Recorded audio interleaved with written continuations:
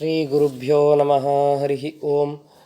ತಪೋ ವಿದ್ಯಾ ವಿರಕ್ತ್ಯಾದಿ ಸದ್ಗುಣೌಘಾಕರಾನಹಂ ವಾದಿರಾಜಗುರೂನ್ ವಂದೇ ಹಯಗ್ರೀವದಯಾಶ್ರಯಾನ್. ಶ್ರೀ ಗುರುಭ್ಯೋ ನಮಃ. ಹರಿ ಓಂ. ಮೊನ್ನೆ ಪದ್ಯವನ್ನು ಪೋಸ್ಟ್ ಮಾಡುವಾಗ 81, 82, 83 ಅಂತ ಮಾತ್ರ ಆಗಿದೆ. 84ನೆಯ ಪದ್ಯವೂ ಕೂಡ ಅದು ಸಂಪನ್ನವಾಗಿದೆ. ಎಲ್ಲರ ಮನೆಯಲ್ಲಿ ಭಗವಂತ ಆಹಾರವನ್ನು ಸ್ವೀಕಾರ ಮಾಡ್ತಾ ಇದ್ದಾನೆ. ವಾಯುದೇವರ ಮನೆಯಲ್ಲಿ, ಬ್ರಹ್ಮನ ಮನೆಯಲ್ಲಿ ಆಯಿತು. ಈಗ ಮುಂದಿನ ಕಕ್ಷೆ ಅಂದರೆ ರುದ್ರದೇವರ ಕಕ್ಷೆ. ಆ ರುದ್ರದೇವರ ಮನೆಯಲ್ಲಿ ಯಾವ ರೀತಿಯಾಗಿ ಭಗವಂತ ಆಹಾರಗಳ ಸ್ವೀಕಾರವನ್ನು ಮಾಡ್ತಾನೆ ಅಂತಂದರೆ ನೋಡಿ, ಅದಕ್ಕೆ ನಾವು ಪ್ರತಿಯೊಂದು ಕೆಲಸದಲ್ಲಿಯೂ ಕೂಡ ಮುಖ್ಯ ಪ್ರಾಣಾಂತರ್ಗತ ಅನ್ನುವುದರ ಹಿನ್ನೆಲೆ ಏನು ಅನ್ನೋದನ್ನು ವಾದಿರಾಜರು ನಮಗೆ ಈ ಪದ್ಯದ ಮುಖಾಂತರ ತಿಳಿಸಿಕೊಡ್ತಾ ಇದ್ದಾರೆ. ಶೋಭಾನವೆನ್ನೀರೆ ಸುರರೋಳು ಸುಭಗನಿಗೆ, ಶೋಭಾನವೆನ್ನಿ ಸುಗುಣನಿಗೆ, ಶೋಭಾನವೆನ್ನಿ ತ್ರಿವಿಕ್ರಮರಾಯಗೆ, ಶೋಭಾನವೆನ್ನಿ ಸುರಪ್ರಿಯಗೆ ಶೋಭಾನೆ. ರುದ್ರನ ಮನೆಯಲ್ಲಿ ರುದ್ರಾಣಿ ದೇವಿಯರು ಭದ್ರ ಮಂಟಪದಿ ಕುಳ್ಳಿರಿಸಿ ಸ್ವಾದಂಡಗಳನ್ನು ಬಡಿಸಲು ಕೈಗೊಂಬ ಮುದ್ದು ನರಸಿಂಹ ಹಸಗೆ ಬಾ ಶೋಭಾನೆ. ಮೊದಲು ಬ್ರಹ್ಮ, ಅನಂತರದಲ್ಲಿ ವಾಯು, ಅನಂತರದಲ್ಲಿ ರುದ್ರ, ಹೀಗೆ ತಾರತಮ್ಯ ಕ್ರಮವಾಗೇನೆ ಆ ರುದ್ರದೇವರ ಒಂದು ವಿಷಯವನ್ನು ಇಲ್ಲಿ ಮಂಡನೆ ಮಾಡ್ತಾ ಇದ್ದಾರೆ. ರುದ್ರನ ಮನೆಯಲ್ಲಿ ಪಾರ್ವತೀದೇವಿ ಮಂಗಲಮಯವಾದಂತಹ ಮಂಟಪದಲ್ಲಿ ಭಗವಂತನನ್ನು ಕೂಡಿಸ್ತಾರಂತೆ. ನಾವು ಕೂಡ ಒಳ್ಳೆಯ ಮಂಟಪದಲ್ಲಿ ಭಗವಂತನನ್ನು ಕೂಡಿಸ್ಬೇಕು. ಮನೆಯಲ್ಲಿ ಒಳ್ಳೆಯ ಶ್ರೀಗಂಧದ ಮರದ ಕಟ್ಟಿಗೆಯಿಂದ ಮಾಡಿದಂತಹ ಮಂಟಪದಲ್ಲಿ ಭಗವಂತನನ್ನು ಕೂಡಿಸ್ಬೇಕು. ನವರತ್ನಮಯವಾದಂತಹ ಮಂಟಪದಲ್ಲಿ ಭಗವಂತನನ್ನು ಕೂಡಿಸ್ಬೇಕು. ಬಂಗಾರದ ಮಂಟಪದಲ್ಲಿ ಕೂಡಿಸ್ಬೇಕು. ಬಂಗಾರದ ರಥದಲ್ಲಿ ಕರಿತೇವಲ್ಲ ಭಗವಂತನನ್ನು. ಬಂಗಾರ ರಥದೋಳು ಶೃಂಗಾರವಾದ ಶ್ರೀ ಮಂಗಳಾಂಗ ಕಾಳಿಂಗ, ಭಂಗ ನರಸಿಂಗಾಂಗ ಜನಕ ಸಾರಂಗ ರಥಾಂಗ ಪಾಣಿ, ಸಂಗನಿ ಸಂಗ ವಿಹಂಗ ಮತಂಗ ಪ್ಲವಂಗ ನಾಯಕ ಪರಿಪಾಲ, ಸಂಗೀತ ಲೋಲ ಗೋಪಾಂಗನೆಯರ ಅಂತರಂಗ ಸಂತಾಪ ವಿದೂರ, ಬಾಬಾ ಬಾಬಾ ಭಕುತರ ಹೃದಯ ಮಂದಿರ, ಬಾಬಾ ಜಗದೋದ್ಧಾರ ಜಗದೋದ್ಧಾರ, ಬಾಬಾ ಜಗದೋದ್ಧಾರ. ಹಾಗೆ ಸುಭದ್ರವಾದಂತಹ ಮಂಟಪದಲ್ಲಿ ಭಗವಂತನನ್ನು ಕೂಡಿಸ್ಬೇಕಂತೆ. ಅಷ್ಟೇ ಅಲ್ಲ, ಜೊತೆಗೆ ಜ್ಞಾನ ತುಂಬಿದ ಮಂಟಪದಲ್ಲಿರಬೇಕಂತೆ. ಜ್ಞಾನವೆಂಬೋ ನವರತ್ನದ ಮಂಟಪದ ಮಧ್ಯದಲ್ಲಿ ವೇಣುಲೋಲನ ಕುಳ್ಳಿರಿಸಿ ಧ್ಯಾನದಿಂದ ಭಜಿಸುವೆ ಸದಾಯನ್ನ ಹೃದಯದಲ್ಲಿ ವಾಸ ಮಾಡೋ ಶ್ರೀಹರಿ. ಯಾವಾಗಲೂ ನಾನಾದರೂ ಕೂಡ ಜ್ಞಾನ ಎನ್ನುವಂತಹ ನವರತ್ನದ ಮಂಟಪದಲ್ಲಿ ಇಟ್ಟಿದ್ದೇನೆ ಭಗವಂತ ನಿನ್ನನ್ನು. ಅಂತಹ ನನ್ನ ಹೃದಯ ಮಂಟಪದಲ್ಲಿ ನಿನ್ನ ಆವಾಸವಿರಲಿ ಎನ್ನುವುದಾಗಿ ಪ್ರಾರ್ಥನೆ ಮಾಡಬೇಕು. ಆ ನಿಟ್ಟಿನಲ್ಲಿ ಪಾರ್ವತೀದೇವಿಯೂ ಕೂಡ ಯೋಗ್ಯವಾದಂತಹ ಮತ್ತು ಮಂಟಪದಲ್ಲಿ ಆ ಭಗವಂತನನ್ನು ಕುಳಿಸಿದ್ದಾಳೆ. ಎಲ್ಲವೂ ಭಗವಂತನಿಗೆ ಯೋಗ್ಯವೇ. ಅಂತಹ ಮಂಟಪದಲ್ಲಿ ಪಾರ್ವತೀದೇವಿ ಕುಳ್ಳಿರಿಸಿದ್ದಾಳೆ. ಸ್ವಾದು ಅದ್ಭುತವಾದ ರುಚಿಯಾದ ಪದಾರ್ಥಗಳನ್ನು ಆ ಭಗವಂತನಿಗೆ ಬಡಿಸ್ತಾ ಇದ್ದಾಳೆ. ಅದನ್ನು ಭಗವಂತ ಪ್ರೀತಿಯಿಂದ ಸ್ವೀಕರಿಸ್ತಾನೆ. ಯಾಕೆ ಅಂತ ಕೇಳಿದ್ರೆ, ನಿತ್ಯದಲ್ಲಿ ಭಗವಂತನ ಗುಣಗಾನವನ್ನು ತನ್ನ ಗಂಡನ ಮುಖದಿಂದ ಕೇಳುವಂತಹ ಮಹಾನುಭಾವಳು ಪಾರ್ವತಿ. ಆಪರಂತಪನೊಲುಮೆಯಿಂದ ಸದಾಪರೋಕ್ಷಿಗಳೆನಿಸಿ ಭಗವದ್ರೂಪ ಗುಣಗಳ ಮಹಿಮೆ ಸ್ವಪತಿಗಳಾನನದಿ ತಿಳಿವ ಸೌಪರಣಿ ವಾರುಣಿ ನಗಾತ್ಮಜೆ ರಾಪನಿತು ಬಣ್ಣಿಸುವೆಯನ್ನ ಮಹಾಪರಾಧಗಳೆಣಿಸದಿಯಲಿ ಪರಮ ಮಂಗಲವ ಅಂತ ಪಾರ್ವತಿಯನ್ನು ಹೊಗಳ್ತೇವೆ. ಅಂತಹ ಪಾರ್ವತೀದೇವಿ ನಿತ್ಯದಲ್ಲಿ ಭಗವಂತನ ಗುಣಗಳನ್ನು ಪತಿಯ ಮುಖದಿಂದ ಕೇಳುವಂತಹ ಮಹಾನುಭಾವಳು ಪಾರ್ವತಿ. ಅದಕ್ಕಾಗೇನೆ ಆ ಪಾರ್ವತಿ ಕೊಟ್ಟಂತಹ ಆಹಾರವನ್ನು ಪ್ರೀತಿಯಿಂದ ಒಲವಿನಿಂದ ಭಗವಂತ ತಾನು ಸ್ವೀಕಾರ ಮಾಡ್ತಾನೆ. ಅಂತಹ ಪಾರ್ವತಿ ಕೊಟ್ಟ ಅನ್ನವನ್ನು ಸ್ವೀಕಾರ ಮಾಡುವಂತಹ ನರಸಿಂಹ, ನೀನು ನಮ್ಮ ಮನೆಯ ಹಸೆಗೆ ಬಾ ಎನ್ನುವುದಾಗಿ ಪ್ರಾರ್ಥನೆ ಮಾಡ್ತಾ ಇದ್ದಾರೆ. ನಮ್ಮ ಶಿವನಿಗೆ ಎಲ್ಲಕ್ಕಿಂತ ಹೆಚ್ಚು ಪ್ರೀತಿ ಯಾವುದು ಅಂತಂದರೆ ತನ್ನ ಒಳಗಡೆ ಇರುವಂತಹ ನರಸಿಂಹದೇವರ ಮೇಲೆ ಪ್ರೀತಿ ಬಹಳ ಅಂತೆ. ಆ ನರಸಿಂಹದೇವರೇ ರುದ್ರದೇವರಿಗೆ ಆರಾಧ್ಯ ದೈವರಂತೆ. ಆದ್ದರಿಂದ ರುದ್ರದೇವರ ಜೊತೆಗೆ ವಾಮನ ಬರಲಿ, ನಾರಾಯಣ ಬರಲಿ ಅನ್ನಬಹುದಾಗಿತ್ತು ರುದ್ರದೇವರ ಮನೆಯಿಂದ. ಆದರೆ ನರಸಿಂಹ ಬರಲಿ ಅನ್ನುವುದರ ಉದ್ದೇಶ ಇದೆ. ಆ ರುದ್ರದೇವರಿಗೆ ಅತ್ಯಂತ ಪ್ರಿಯಕರವಾದ ಭಗವದ್ರೂಪ ಅಂತಂದರೆ ಅದು ನರಸಿಂಹ ರೂಪ. ಅದಕ್ಕಾಗಿ ಆ ರೀತಿಯಾಗಿ ಹೇಳಿದ್ದಾರೆ. ಸ್ವಾದ್ವನ್ನಗಳ ಅಂತ ಹೇಳಿದ್ದಾರೆ. ಸ್ವಾದು ಅನ್ನ, ಸ್ವಾದ್ವನ್ನ. ಅಂತಹ ಸ್ವಾದು ಅನ್ನಗಳು ಅಂತಂದರೆ ಯಾವುದು ಅಂದರೆ ವಾಯುದೇವರು ಮಾಡಿದಂತಹ ಅನ್ನ. ಆ ವಾಯುದೇವರು ಮಾಡಿದಂತಹ ಅನ್ನವನ್ನು ಪಾರ್ವತಿ ಬಡಿಸಿದರೆ ಆ ಭಗವಂತ ಸ್ವೀಕಾರ ಮಾಡ್ತಾ ಇದ್ದಾನೆ. ಇದರಿಂದಲೇ ತಿಳಿದುಕೊಳ್ಳಬೇಕು, ವಾಯುದೇವರಿಗೆ ಸಮರ್ಪಿತವಾದ ಅನ್ನವನ್ನೇ ರುದ್ರದೇವರು ಮೊದಲಾದ ದೇವತೆಗಳು ಮಹಾಪ್ರಸಾದ ಅಂತ ಸ್ವೀಕಾರ ಮಾಡ್ತಾರೆ. ಆ ವಾಯುದೇವರು ಮಹಾಪ್ರಸಾದ ಸ್ವೀಕಾರ ಮಾಡಬೇಕಾದರೆ ಅದು ಭಗವಂತನಿಗೆ ನಿವೇದಿತವಾಗಿರಬೇಕು. ಅಂದ ಮೇಲೆ ಭಗವಂತನಿಗೆ ನಿವೇದನ ಮಾಡಿ ವಾಯುದೇವರಿಗೆ ನಿವೇದನೆ ಮಾಡಿದಂತಹ ಪದಾರ್ಥಗಳನ್ನೇ ಉಳಿದ ದೇವತೆಗಳಿಗೆ ನಾವು ನೈವೇದ್ಯವನ್ನಾಗಿ ಸಮರ್ಪಣೆ ಮಾಡಬೇಕು. ಆ ನಿಟ್ಟಿನಲ್ಲಿ ಪ್ರತಿಯೊಂದು ಪದಾರ್ಥವನ್ನು ವಾಯುದೇವರೇ ನಿರ್ಮಾಣ ಮಾಡ್ತಾರೆ. ಸರ್ವಂ ಸಪೂತಮಶ್ನಾತಿ ಸ್ವದಿತಂ ಮಾತರಿಶ್ವನ ಅಂತ ಹೇಳಿದಂತೆ ಎಲ್ಲವನ್ನೂ ಕೂಡ ವಾಯುದೇವರೇ ಮಾಡ್ತಾರೆ. ಅಂದ ಮೇಲೆ ವಾಯುದೇವರು ಮಾಡಿದಂತಹ ಅನ್ನವನ್ನು ಭಗವಂತ ಸ್ವೀಕಾರ ಮಾಡ್ತಾನೆ. ಮತ್ತು ನಮ್ಮ ಅನ್ನವನ್ನು ಭಗವಂತ ಸ್ವೀಕಾರ ಮಾಡೋದಿಲ್ಲೇನು ಅಂದರೆ ಮಾಡ್ತಾನೆ. ಅದಕ್ಕಾಗೇನೆ ನಾವು ಪ್ರತಿಯೊಂದು ಕರ್ಮದಲ್ಲಿ ಮುಖ್ಯ ಪ್ರಾಣ ಅಂತರ್ಗತ ಅಂತ ಹೇಳೋದು.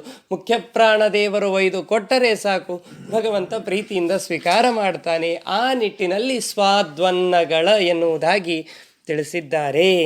ರುದ್ರನ ಮನೆಯಲ್ಲಿ ರುದ್ರಾಣಿ ದೇವಿಯರು ಭದ್ರ ಮಂಟಪದೇ ಕೊಳ್ಳಿರೇಸಿ ಸ್ವಾದ್ವನ್ನಗಳನ್ನು ಬಡಿಸಲು ಕೈಗೊಂಬ ಮುದ್ದು ನರಸಿಂಹ ಹಸಿಗೆ ಬಾ ಶೋಭಾನೆ. ಗರುಡನ ಮೇಲೇರಿ ಗಗನ ಮಾರ್ಗದಲ್ಲಿ ತರತರದಿ ಸ್ತುತಿಪ ಸುರಸ್ತ್ರೀಯರ ಮೆರೆವ ಗಂಧರ್ವರ ಗಾಯನ ಸವಿಯುವ ನರಹರಿ ನಮ್ಮ ಹಸಿಗೆ ಬಾ ಶೋಭಾನೆ.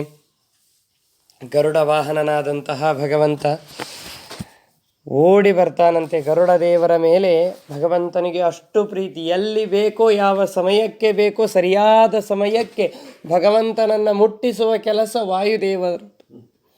ಆ ವಾಯುದೇವರ ಅನುಗ್ರಹದಿಂದ ಗರುಡ ದೇವರು ಕೂಡ ನಿತ್ಯದಲ್ಲಿ ಆ ಭಗವಂತನನ್ನ ಅಂತರಿಕ್ಷದಲ್ಲಿ ವಿಹಾರ ಮಾಡಲಿಕ್ಕೆ ತಮ್ಮ ದೇಹವನ್ನೇ ಸಮರ್ಪಣೆ ಮಾಡ್ತಾ ಇದ್ದಾರೆ. ಅಂತಹ ಗರುಡ ದೇವರ ಮೇಲೆ ವಿಹಾರವನ್ನು ಮಾಡುವಾಗ ಆ ಅಂತರಿಕ್ಷದಲ್ಲಿ ದೇವತಾ ಸ್ತ್ರೀಯರು, ಗಂಧರ್ವರು ಆ ಭಗವಂತನ ಗಾನವನ್ನು ಮಾಡ್ತಾ ಇರ್ತಾರಂತೆ.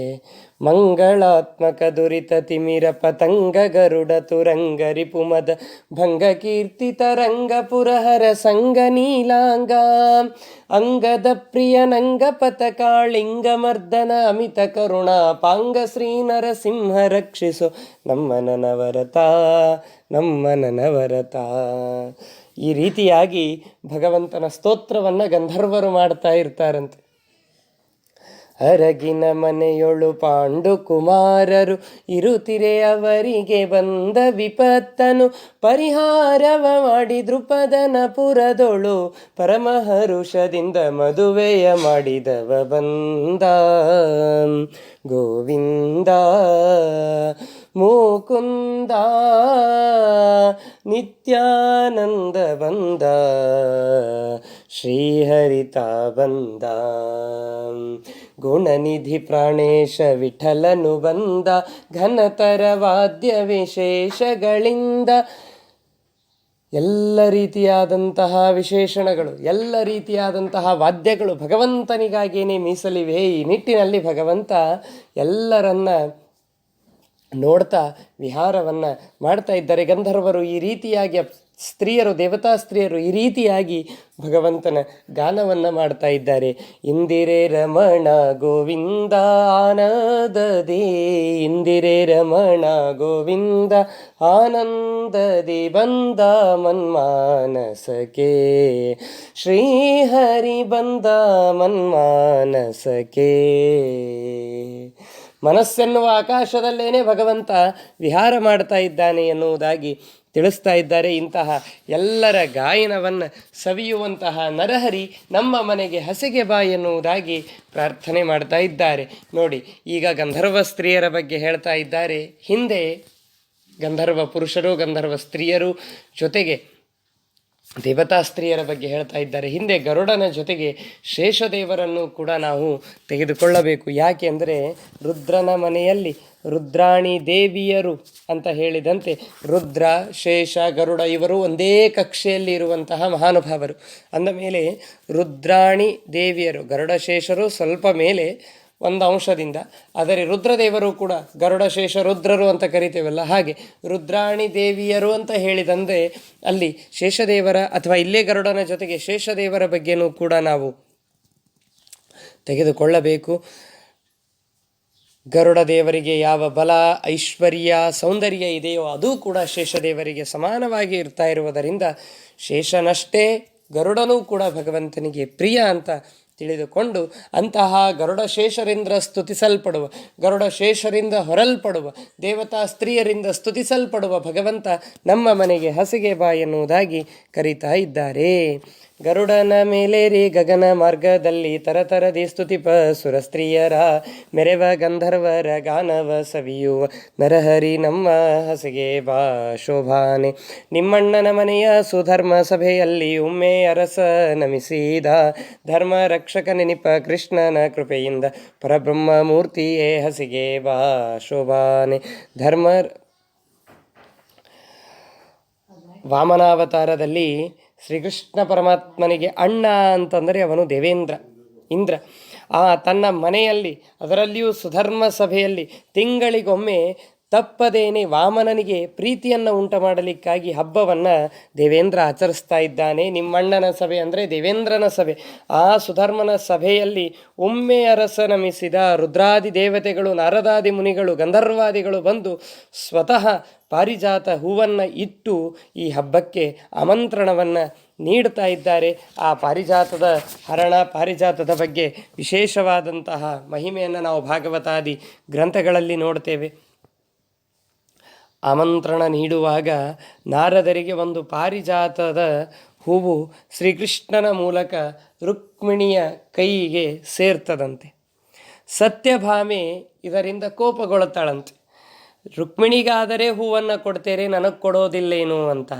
ಭಗವಂತ ಏನು ಮಾಡಬೇಕು?